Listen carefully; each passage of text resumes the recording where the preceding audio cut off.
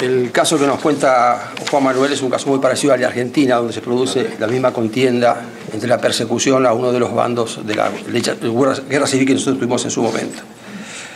Ahora, para hablar sobre Argentina, precisamente, José Venegas es el próximo orador. José Venegas es abogado, tiene una maestría en economía, es periodista y tiene un programa de radio en Buenos Aires que transmite directamente desde acá, y ha sido, desde ese programa de radio que se llama Esta lengua es mía, ha atacado permanentemente y ha defendido el proceso judicial de Argentina.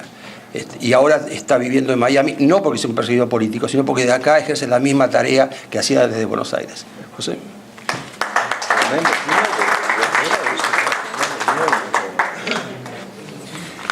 Buenas tardes. Muchas gracias, Interamerican Institute, por permitirme contar el caso argentino. Una de las cosas que me preocupan cuando salgo del país y se habla de la Argentina rodeada de casos como el de Venezuela o Ecuador o Bolivia, es que se la suele poner en otra categoría, ¿no? Parecía que la Argentina está en una tercera posición, por decirlo de alguna manera, entre el populismo y los países normales, Argentina está en esa situación. Y yo me voy a encargar, ya que estoy fuera del país, de repetir y repetir y repetir que la Argentina es un caso tan grave como cualquiera de los otros, que la Argentina vive su segundo periodo fascista civil con una tranquilidad y una pasividad y una resignación que es asombrosa, que puede explicarse por dos cosas. Primero, porque ya lo pasó. Es como si le podría pasar a Venezuela dentro de 50, 60 años si apareciera otro Chávez después de haberse normalizado. Y segundo, por el proceso muy traumático que vivió la Argentina en el año 2001, proceso en el cual está dentro, digamos, de la cultura argentina, como de muchos países latinoamericanos, la cuestión de apostar por algún salvador, algún tipo fuerte, un comisario que venga a poner orden y a deshacerse de los malos y a poner en función a los buenos, ¿no? Este es un contexto de temor que es muy peligroso en general para los sistemas institucionales que pretenden ser constitucionales o legales, ¿no? El segundo punto, que yo creo que, digamos, la Argentina vivió este proceso de construcción de este sistema kirchnerista que no es una república, no es una democracia. Yo lo caracterizo de dictadura porque dictadura se define como el sistema en el cual el que manda está por encima de la ley, o se cree ser el origen de la ley, y eso es exactamente lo que pasa en la Argentina, ¿no? Es una dictadura que se ha construido creyendo gran parte de los argentinos, muchos de los que hoy son víctimas del mismo sistema y que son perseguidos por el mismo sistema, han creído de alguna manera que podían participar, o que era una dictadura benévola, que era llevarse encima puesta a la Corte Suprema de Justicia, como lo voy a contar, o a la Cámara de Casación, o lo que sea, era una forma, digamos, de poner un orden de algo que se había desmadrado por una década del 90, que se presenta como maléfica y que estaba de ese modo justificada. En la Argentina, no hacia afuera no existen las mismas noticias. Durante muchos años no hubo, ¿no? Durante todas las peores tropelías del kirchnerismo se hicieron en los primeros años. Curiosamente, las noticias hacia afuera llegan sobre los últimos. En general, la gente a la cual el kirchnerismo ha decidido perseguir ha sido gente que al principio era cómplice del sistema. La prioridad de la gran mayoría de los argentinos ha sido ser cómplice, ser parte de alguna manera, ser beneficiario de lo que ha sucedido. Apenas una ínfima minoría es la que desde un principio denunció qué era lo que estaba pasando en la Argentina. Pero las dictaduras solamente pueden beneficiar a las minorías, no funciona. Rápidamente alguien se empieza a quedar afuera y entonces es cuando se empiezan a ver las consecuencias. Y como suele pasar en mi país, desgraciadamente, cuando eso sucede y cuando todos nos damos cuenta, nadie apoyó lo que había pasado hasta ese momento, ¿no? Habría que hacer una diferenciación de cómo es el sistema de control de la justicia por parte del poder político.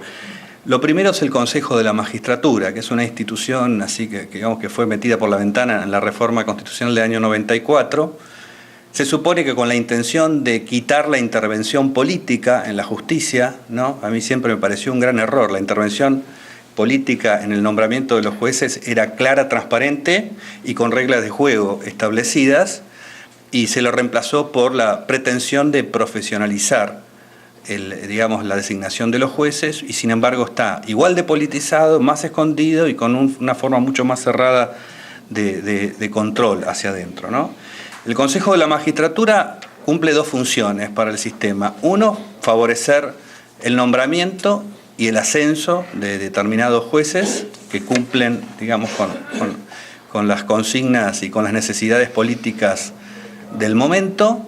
Los ascensos se manejan también como un premio o como un castigo a los jueces que cumplen con estos requisitos, o inclusive es una forma de quitarlos del conocimiento de determinadas causas en las que son molestos. El segundo aspecto por el cual el Consejo de la Magistratura es un instrumento es porque ahí se tramitan los eventuales casos de remoción de jueces, ¿no? Entonces tenemos que los peores jueces, hay señores que llegan a acumular 30 pedidos de juicio político o de enjuiciamiento, y estos jueces son protegidos por el sistema, ¿no?, al solo efecto de seguir rindiendo servicios cuando se necesita, sea perseguir a alguien, como ha habido casos. Se usa menos para perseguir para la impunidad, pero hay varios casos de persecución en la justicia argentina, o simplemente para asegurar impunidad. El otro mecanismo de control de la justicia es el servicio de inteligencia, ¿no? El servicio de inteligencia en la Argentina, cuando llegó la democracia en el año 1983, una de las prioridades era quitar el espionaje sobre la población civil. Hoy el espionaje sobre la población civil ocurre sin ningún tipo de resistencia ni problema. Cualquier persona que tenga alguna mínima importancia tiene su carpeta en la Secretaría de Inteligencia del Estado, y a través de estas carpetas uno se va dando cuenta que determinada gente va cambiando de conducta, pasando desde una posición crítica a un oficialismo y una obsecuencia imposible de explicar, si no es por el hecho de que hay algún tipo de información o algún tipo de pago, ¿no?, que pueda llegar a explicarlo, ¿no? También tiene que ver algo la politización de la justicia con lo que contaba Juan Manuel en Uruguay, el uso de los derechos humanos, ¿no? La cuestión de la utilización de los derechos humanos en varios sentidos. El primero, en el cambio de determinadas doctrinas, ¿no? Determinadas doctrinas penales han sido cambiadas porque se han considerado, esto ya desde el año 83, que eran obstáculos para el juzgamiento de los militares. Obstáculos se les llama, cuando se quiere remover una de estas medidas, se les llaman obstáculos. Si uno va al derecho penal clásico, se llama garantías, ¿no? Pero estas garantías fueron sucesivamente eliminadas, creando una doctrina militar, una doctrina penal paralela respecto de los derechos humanos. Curiosamente es una doctrina represiva, porque el derecho penal tiene la única función de reprimir, ¿no? Se le suele asignar al kirchnerismo esto de ser campeón de los derechos humanos, lo cual es un enorme contrasentido, porque nadie que esté en el poder ejecutivo puede llevar adelante una política de represión de los derechos humanos, porque eso corresponde al Poder Judicial. Pero se lo acepta muy alegremente. Inclusive hay organismos internacionales de derechos humanos que felicitan a la Argentina por la interferencia que realiza el poder político sobre el poder judicial. Lo que se hizo respecto de la amnistía en Uruguay se hizo exactamente igual en la Argentina, ¿no? Había unas leyes de obediencia debida y punto final que en realidad podría cuestionarlos de muchas maneras, pero que significaban amnistías, pronunciamiento de dos cortes antes, de una corte, la corte en la composición original, como había dejado el gobierno de Alfonsín, que había determinado que eso era una amnistía, y la corte en una composición posterior, que también había determinado que se trataba de una amnistía.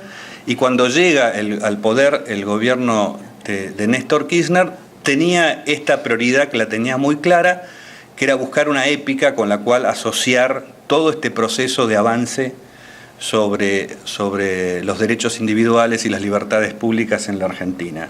Los derechos humanos son una forma que tiene el sistema kirchnerista, que es un sistema paralelo al orden institucional, que tiene para legitimarse, tener una épica, presentarse como de alguna manera un grupo justiciero que no lo es, que uno podría hacer, no da el tiempo acá, pero podría hacer un raconto histórico de la participación o no participación en esta historia por parte de los Kirchner, pero tiene esa misión doble.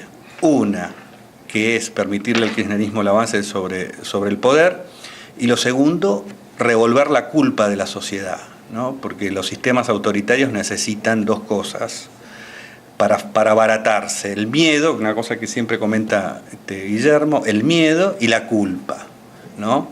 La culpa por algún episodio del pasado. Hay que buscar algo en el pasado, hay que buscar fantasmas en el pasado con los cuales identificarse, que permitan que la población se aguante o que tenga miedo de ser asociada a determinada cosa. Por eso que esta política de derechos humanos no solamente no se critica, sino que nadie se anima a hablar del asunto. Y a los jueces les pasa exactamente lo mismo. Los jueces en la Argentina, los jueces federales, los jueces que tienen que tratar estas causas, han sido acostumbrados a aguantar el hecho de que tienen que tomar decisiones en determinado sentido, porque si no van a ser catalogados como genocidas asociados a una dictadura, ¿no? Y esto es algo que puede ser muy peligroso para la carrera de un juez. De manera que esto también lo pongo como uno de los mecanismos de control. Directamente, una de las primeras medidas que tomó Kirchner al llegar al poder fue deshacerse de la Corte Suprema de Justicia. A través de un discurso en cadena de televisión impulsó al Congreso a que llevara a cabo juicios políticos. El Poder Ejecutivo en ninguna república no tiene nada que opinar ni que hablar sobre el juzgamiento de la conducta de los jueces, nada. También se lo aceptó y se le llamó a eso política de mejoramiento institucional de la justicia. Por eso que cuesta que fuera de la Argentina se enteren de cómo son las cosas, porque casi todo el mundo compró todo este paquete, ¿no?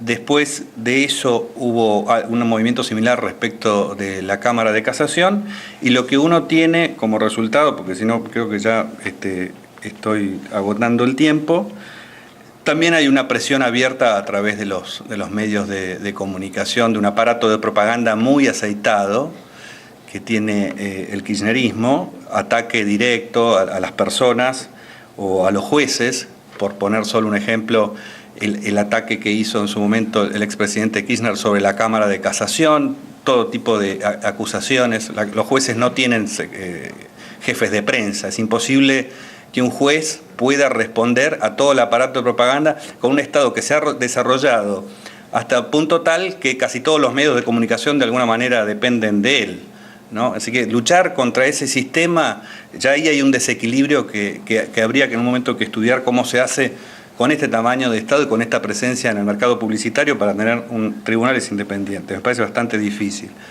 La Presidenta de la Nación actual tuvo 2 años atrás la intención de avanzar sobre las reservas del Banco Central. Hubo medidas cautelares que se impusieron para impedir ese avance sobre las reservas del Banco Central, y respondió con otro ataque también público, llamándole a los jueces que habían resuelto en contra de su voluntad partido judicial, ¿no? Casos de impunidad podría nombrar una cantidad enorme, solamente voy a decir los que parecen casi de ciencia ficción, como por ejemplo la multiplicación del patrimonio presidencial varias veces, ¿no? Durante el periodo de gobierno. 7 veces se multiplicó el patrimonio presidencial. Eso derivó en una denuncia por enriquecimiento ilícito contra el patrimonio presidencial, y la denuncia fue desestimada con un sobreseimiento basado en argumentos contables, que no tiene nada que ver, ¿no? Contablemente parece que cerraban los números, y la cuestión del enriquecimiento ilícito es probar el origen, ¿no? Justificarlo nunca lo tuvieron que hacer. Por ejemplo, los Kirchner, les aviso porque si alguien quiere hacer inversiones, consiguieron poner en el Banco de Santa Cruz, que es un banco manejado además por un amigo del poder, unos plazos fijos al 29% anual. Así que en dólares. Así que les aviso por si quieren ir a invertir ahí, me parece que es la mejor inversión que se puede hacer, ¿no?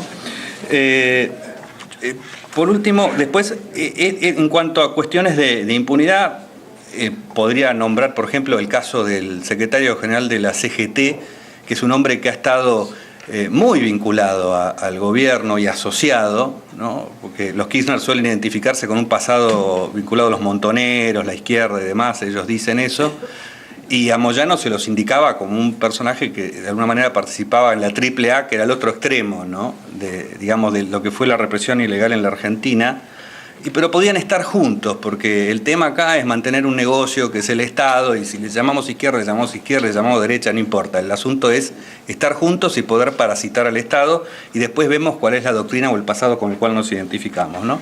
Así que no tenían ningún problema en estar asociado a Moyano. Hubo una medida, inclusive, de un juez suizo pidiendo información por la aparente vinculación de Moyano con una empresa, a ver si había lavado de dinero, la orden del Poder Ejecutivo.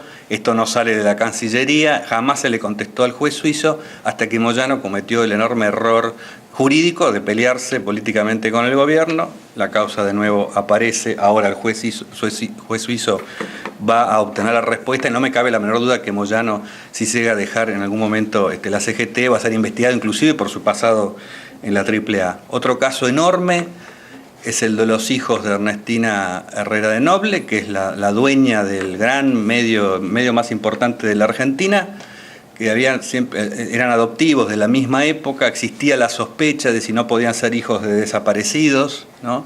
Llegan los Kirchner al poder, las abuelas de Plaza de Mayo, las madres de Plaza de Mayo, directamente se han convertido en un franchising del Poder Ejecutivo respondiendo a sus intereses.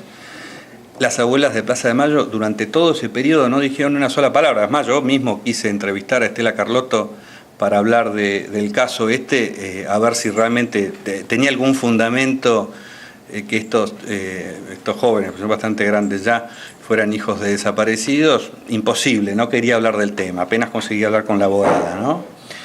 Se pelean los Kirchner con el grupo Clarín, y automáticamente todo el aparato del Estado, el aparato de propaganda, las abuelas de Plaza de Mayo, las madres de Plaza de Mayo, los artistas que venían del exterior, empezaron a hablar de la cuestión de los hijos, que finalmente se probó que ni siquiera eran hijos de desaparecidos, ¿no? Eso para ponerlo dentro del caso de las persecuciones. Podría poner dentro del caso de las persecuciones también el caso de Narváez, Francisco Narváez, que fue candidato a gobernador en las últimas elecciones y que en el año 2009, ya termino con esto, en el año 2009 era candidato y le ganó a Kirchner en la provincia de Buenos Aires. Fue vinculado a una causa sobre tráfico de efedrina por el simple hecho de que aparecía en uno de los llamados de los involucrados 3 años atrás un teléfono que había sido del que había sido titular un custodio, ex custodio de este señor de Narváez. Así que termino con esto, pues se acabó el tiempo, ya me lo dijeron, pero lo que quería decir es que yo creo que el problema de fondo de esta cuestión de la politización de la justicia en Argentina y en el resto de los países es que el Estado ha cambiado de doctrina, no estamos viviendo en una república. No se piensa que el Estado tenga que ser frenado, de alguna manera limitado por los mecanismos institucionales, sino que se piensa que es un proveedor de felicidad. Y el populismo expresa eso. El populismo es el malo del barrio que viene a hacer justicia y la gente lo cree. Entonces, en el fondo, el problema que planteo también como gran dilema es que creo que estas cuestiones, la independencia del Poder Judicial, la independencia de la prensa y demás, son un tema de minorías, por lo menos en la Argentina, ¿no?